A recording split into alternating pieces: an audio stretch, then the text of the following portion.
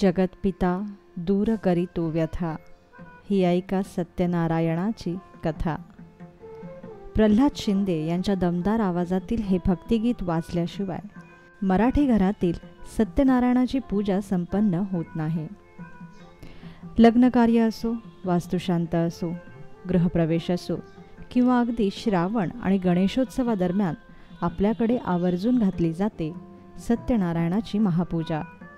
आणि या पूजेसाठी आवर्जून बनवला जातो सत्यनारायणाचा महाप्रसाद.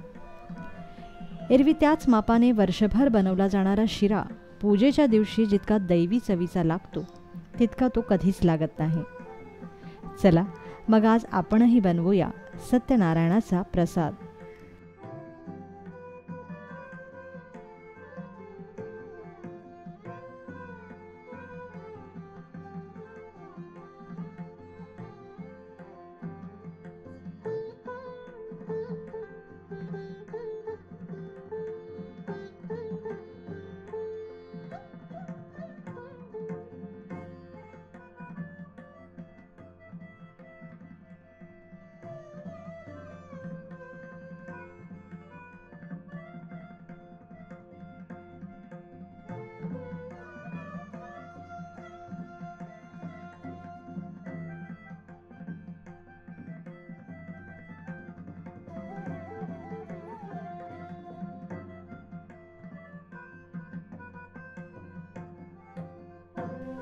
खरं तर या प्रसादाच्या साहित्याचं नेमकं माप असतं 1.25 किलोचं.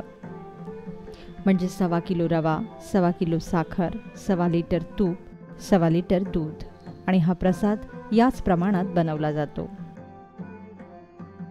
पण या व्हिडिओसाठी आम्ही घेतलेलं आहे एका फुलपात्राचं माप.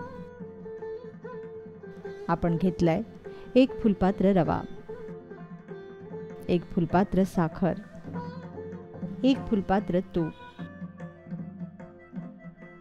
1 फुलपात्र दूध,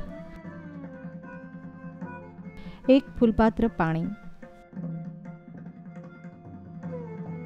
अर्धा चमचा वेलची पूड, तुळशीची काही पानं, पिकलेली 2 केळी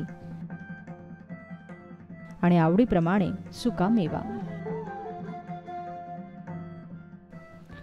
सर्वप्रथम कढईत तूप तापवायला ठेवा. तूप तापलं की मगच यात केळी चिरून घाला. 2 मिनिटांसाठी ही केळी तुपात छान घोटून घ्या.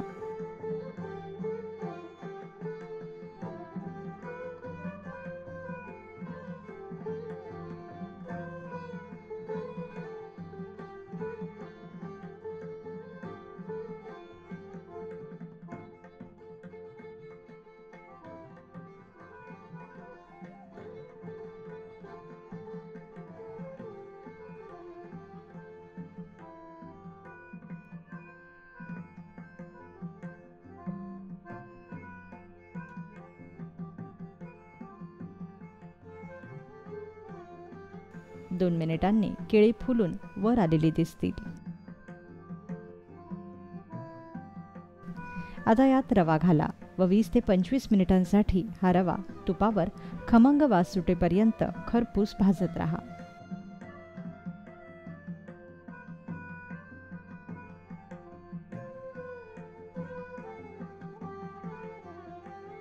मंद आचेवर रवा भाजताना सतत हलवत राहा.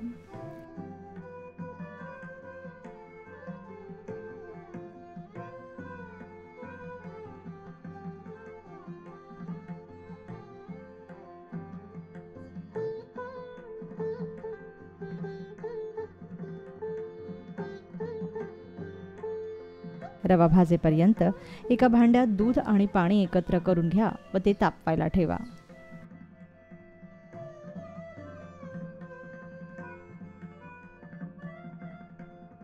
पाच मिनिटात दुधाला उकळी फुटेल.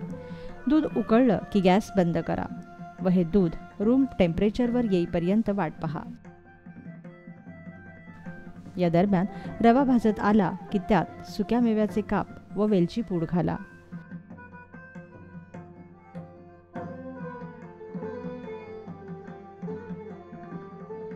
व रूम टेम्परेचरमध्ये आलेलं दूध ओता व लगेच झाकण लावून 5 मिनिट रवा शिजू द्या.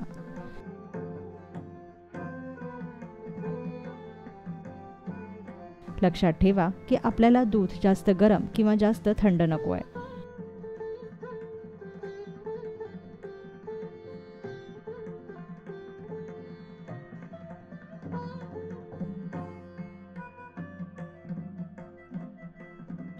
पाच मिनिटांनंतर झाकण काढून दुधात रवा छान मिसळून घ्या.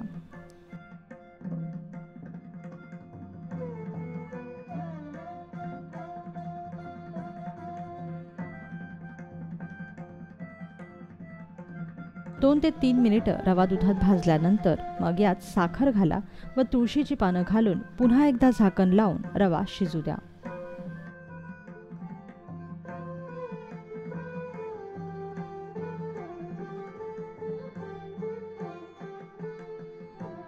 पाच मिनिटांनंतर साखर व रवा छान एकजीव करून घ्या.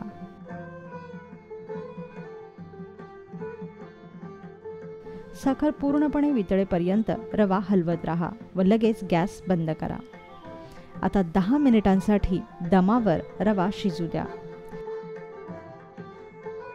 आता गॅस बंद करून 10 मिनिटांसाठी हा रवा दमावरच शिजू द्या. जर आपण विस्तवावर रवा शिजवला तर रवा जास्त तूप सोडेल. त्यामुळे गॅस बंद करूनच आपल्याला हा रवा शिजवायचा आहे. 10 मिनिटांनंतर हा रवा पूर्णपणे गार होऊ द्या आणि गार झाल्यानंतरच रवा छान जमून येईल. तयार झाला सत्यनारायणाचा महाप्रसाद.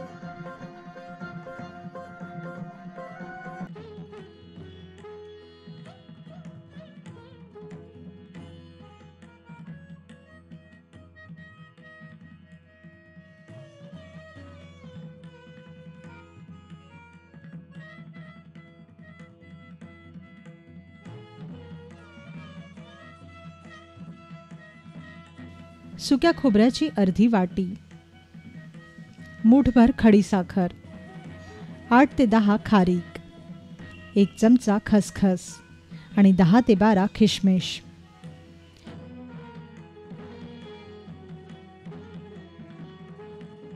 सर्वप्रथम खोबरं किसून घ्या. शक्यतो खोबऱ्याच्या वाटीचा काळा भाग घेऊ नका. आता किसलेलं हे खोबरं अशा प्रकारे हाताने चुरून घ्या. यानंतर हे खोबरं कढईत कोरडंच भाजून घ्या.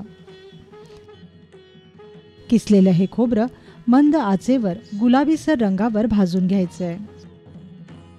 2 मिनिटांनंतर भाजलेलं हे खोबरं एका परातीत काढून घ्या. यानंतर खसखसही भाजून घ्या. खसखशीचा रंग लगेच बदलतो, त्यामुळे 2 मिनिटांसाठीच खसखस भाजून घ्या. आता भाजलेली ही खसखस खलबत्त्यात काढून घ्या व हलकेच कुटून घ्या. या दरम्यान खारीक व खडीसाखर एकत्र करून मिक्सरमध्ये याची जाडसर भरड तयार करून घ्या. आता सर्व जिन्नस एकत्र करून वरून यात किशमिश मिसळा.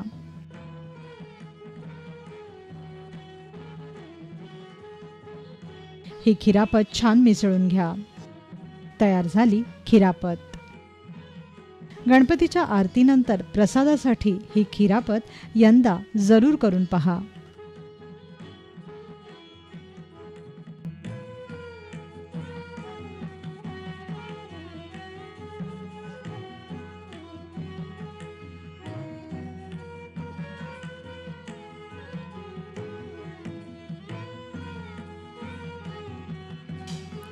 पंचखाद्य बनवण्यासाठी आपल्याला लागेल सुक्या खोबऱ्याची पाववाटी, 2 ते 3 चमचे पिठी साखर,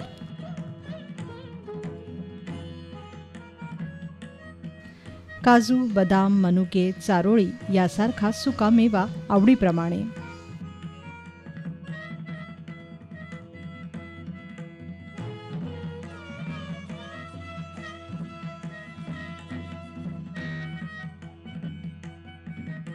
आणि चिमूटभर वेलची पूड.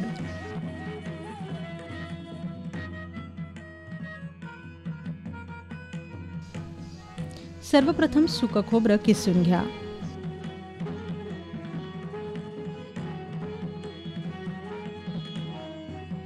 किसलेलं हे खोबरं हाताने चुरून घ्या. आता हे खोबरं एका वाटीत काढा व त्यावर पिठी साखर मिसळा.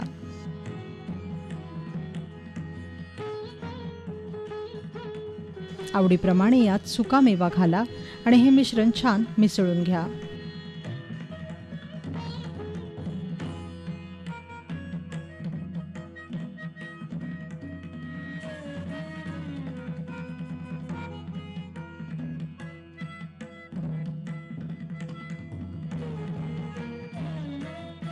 सर्वात अखेरीस यावर वेलची पूड पसरवा आणि पुन्हा एकदा मिश्रण छान मिसळून घ्या. तयार झालं पंचखाद्य.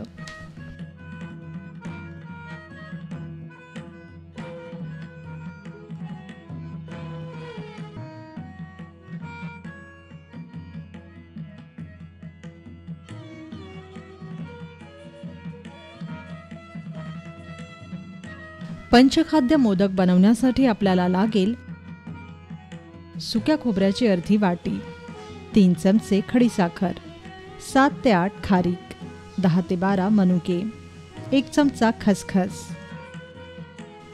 1 वाटी रवा, 1 वाटी मैदा, 2 चमचे गव्हाचं पीठ, आवडीप्रमाणे काजू व बदाम, अर्धा चमचा वेलची पूड, गरजेनुसार दूध, चवीपुरतं मीठ, 2 ते 3 चमचे साजूक तूप आणि तळणीसाठी तेल. सर्वप्रथम खोबरं किसून घ्या.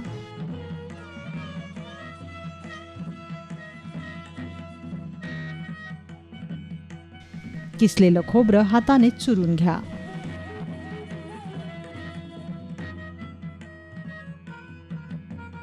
मग तापलेल्या कढईत हे किसलेलं खोबरं कोरडंच परतून घ्या.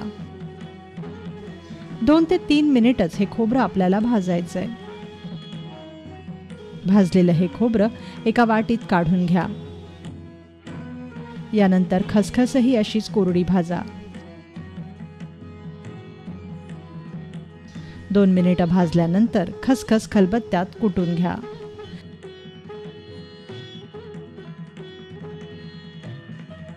आता गव्हाचं पीठही 2 मिनिटं असंच कोरडं भाजून घ्या व एका परातीत काढून घ्या.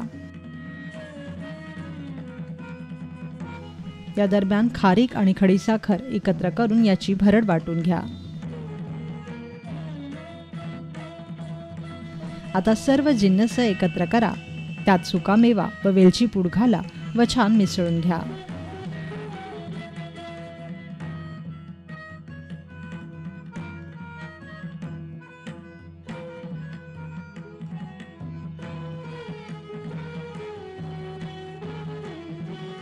यानंतर रवा व मैदा एकत्र करून त्यात मीठ व गार तुपाचं मोहन घालून दूध घालून याची घट्टसर कणिक मळा.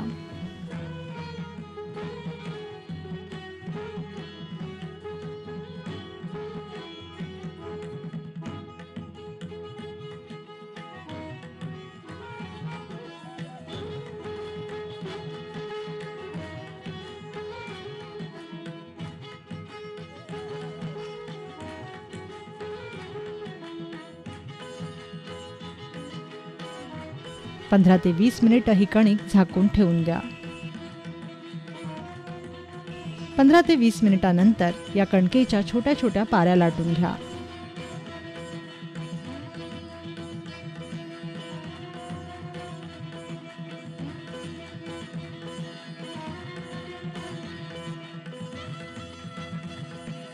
आणि त्यात पंचखाद्य भरून अशा प्रकारे मोदक तयार करा.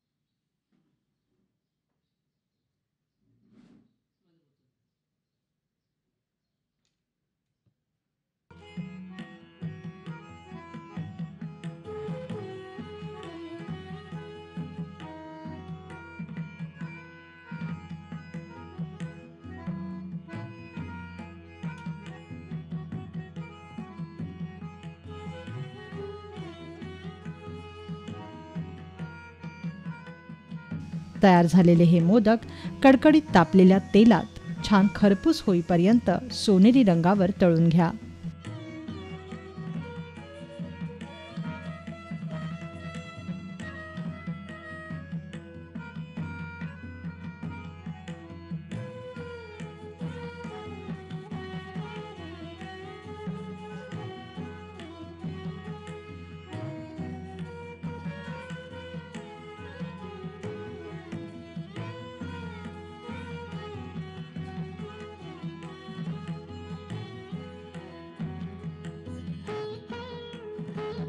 तयार झाले पंचखाद्याचे तळणीचे मोदक.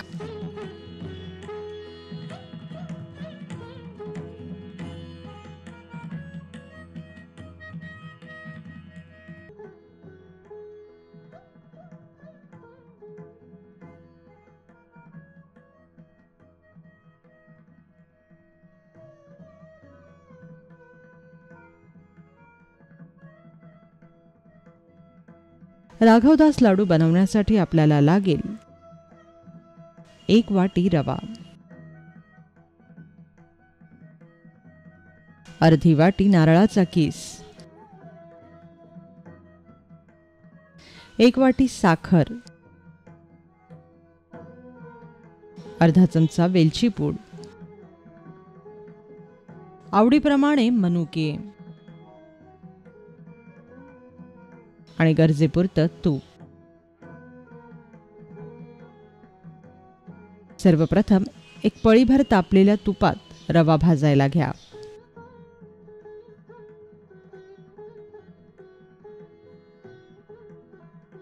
मंद आचेवर रवा 10 ते 15 मिनिटं भाजत राहा.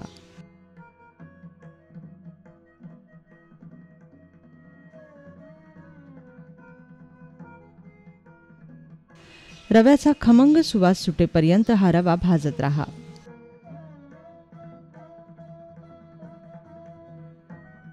लक्षात ठेवा की रवा छान गुलाबी रंगावर भाजायचा आहे.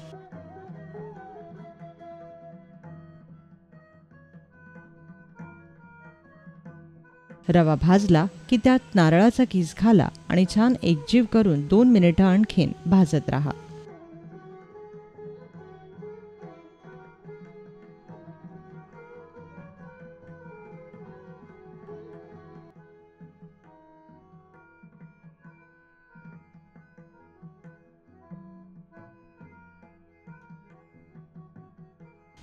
दोन मिनिटांनंतर यावर वेलची पूड घाला आणि गॅस बंद करा.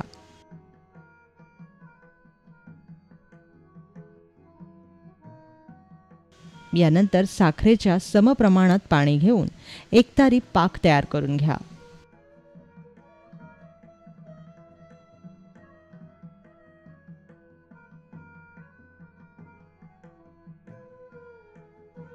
तयार केलेला एकतारी साखरेचा पाक भाजलेल्या रवा व नारळाच्या मिश्रणात ओता आणि छान मिसळून घ्या.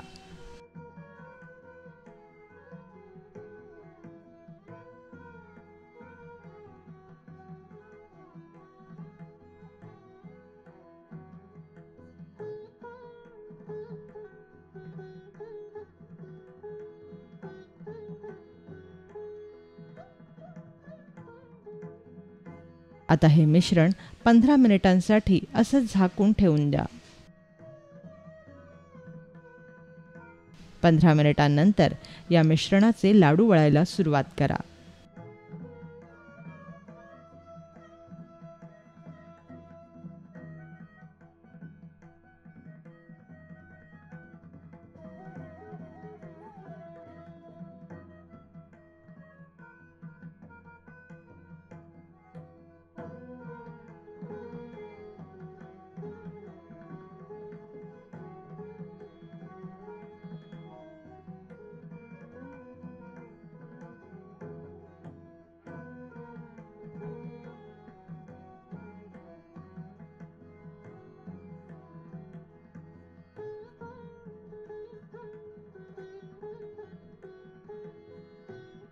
वळलेल्या लाडूला मनुका चिकटवा. अशा प्रकारे सर्व लाडू वळून घ्या.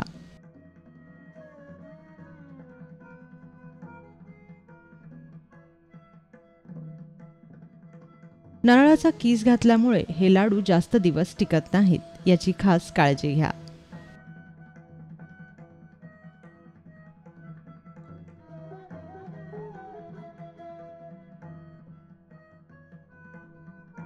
तयार झाले पारंपरिक पद्धतीचे रवा नारळाचे राघवदास लाडू.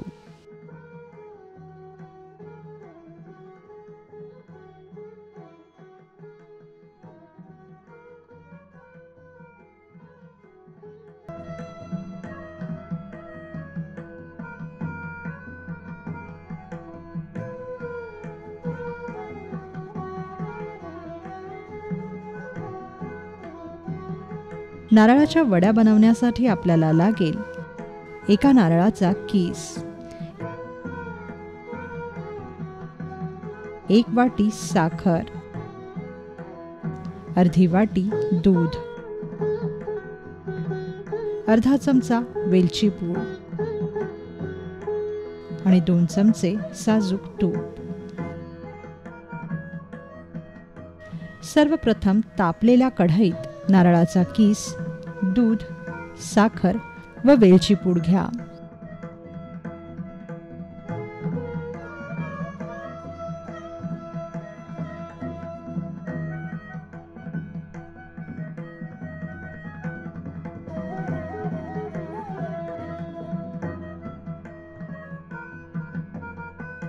हे मिश्रण मंद आचेवर शिजू द्या.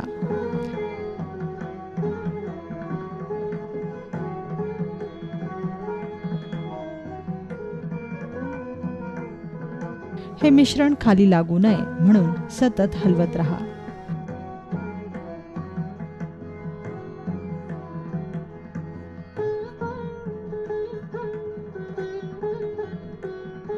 सात ते 8 मिनिटांनी हे मिश्रण घट्ट व्हायला सुरुवात होईल.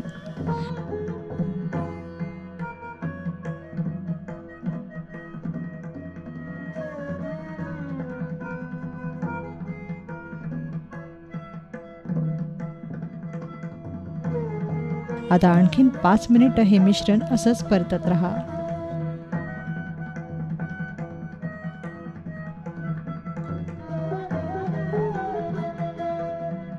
यानंतर एका स्टीलच्या ताटलीला तूप लावून घ्या. त्यात भाजलेलं हे नारळाचं मिश्रण ओता आणि छान पसरवून घ्या.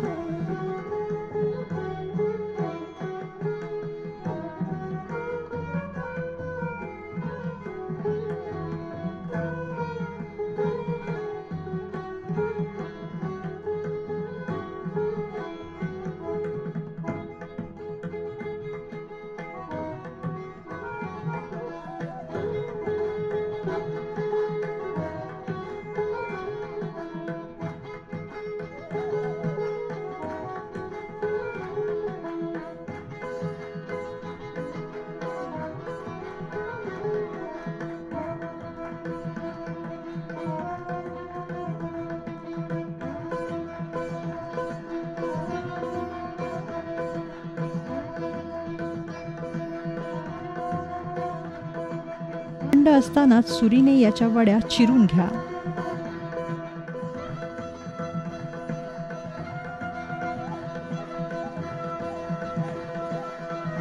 थंड झाल्यावर वडा पाडणं थोडंसं त्रासदायक असतं, म्हणून गरम असतानाच याला चिऱ्या देणं कधीही चांगलं.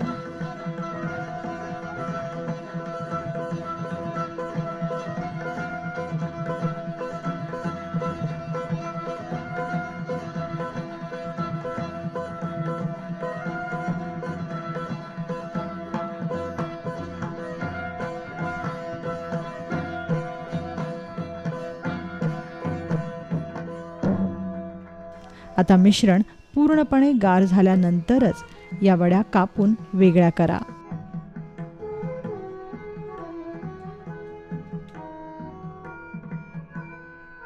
तयार झाल्या पारंपरिक पद्धतीच्या सर्वांच्या आवडत्या नारळाच्या वड्या.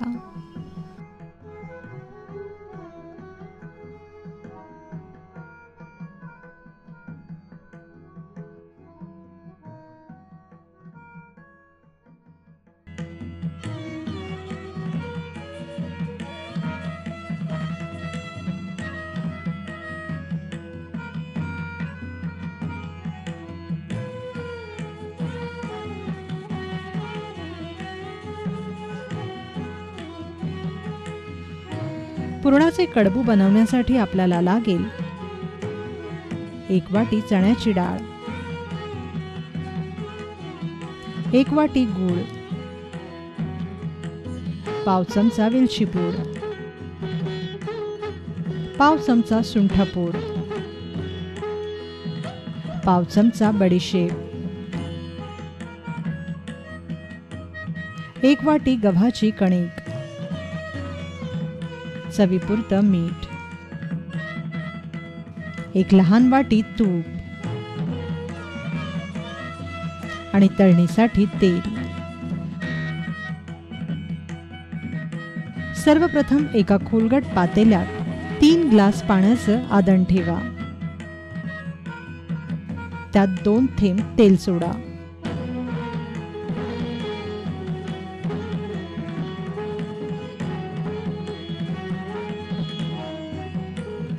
पाण्याला खळखळून उकळी फुटली की मगच यात धुवून निथळत ठेवलेली चण्याची डाळ घाला.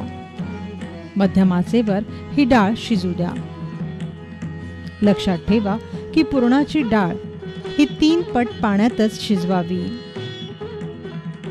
15 ते 20 मिनिटात ही डाळ शिजेल. साधारणतः 20 मिनिटांनी डाळ तपासून पहा. डाळ बोटचेपी झाली असेल तर पातेलं विस्तवावरून उतरवा आणि गाळणीने डाळ गाळून घ्या.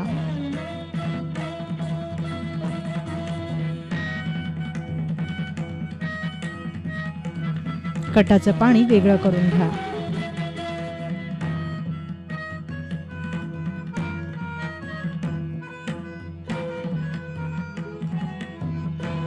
आता याच पातेल्यात थोडंसं तूप तापवा. या तुपावर शिजवलेली डाळ परतून घ्या. या डाळीवर सुंठ, बडीशेप व वेलची पूड घाला.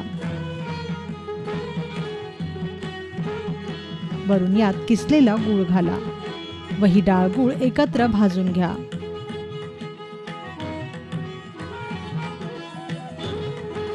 दोन ते 3 मिनिटं भाजल्यानंतर यात चवीपुरतं मीठ घाला.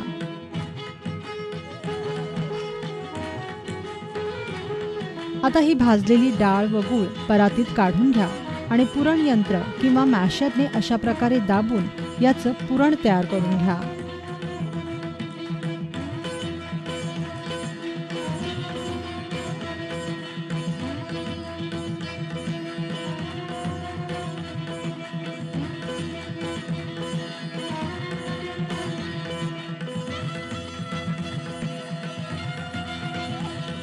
पुरण झाल्यानंतर कणिक मळून घ्या.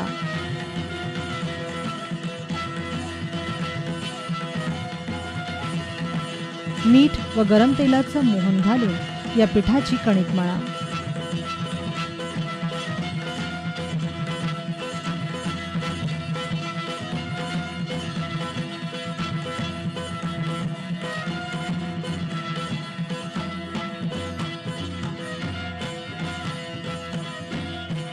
मळलेली कणिक 15 मिनिटांसाठी झाकून ठेवून द्या.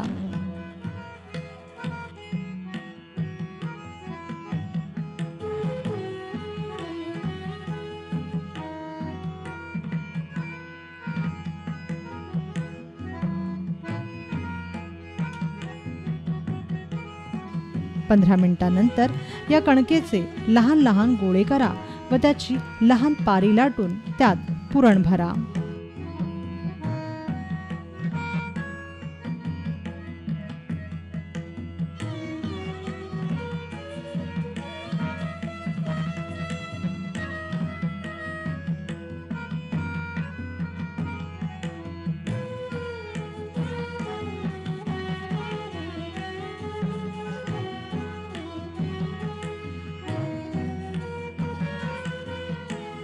आता बोटांच्या सहाय्याने छान मुखऱ्या पाडून घ्या.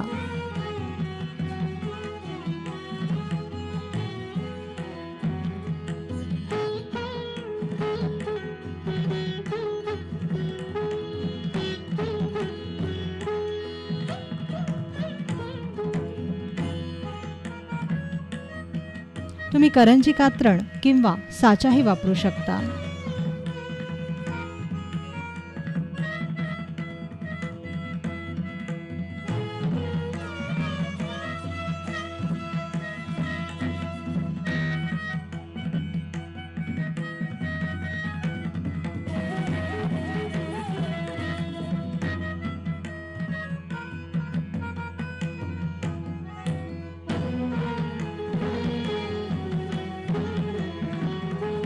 तयार झालेले कडबू कडकडीत तापलेल्या तेलात मध्यम आचेवर सोनेरी रंगावर तळून घ्या.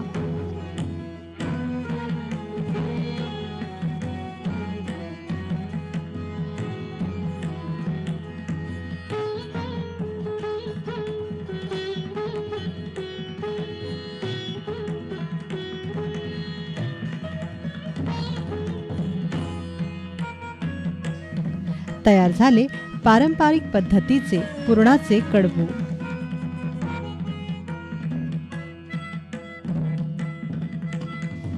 महाराष्ट्रातील काही प्रांतात हे पुरणाचे कडबू वाफवून पण खाल्ले जातात.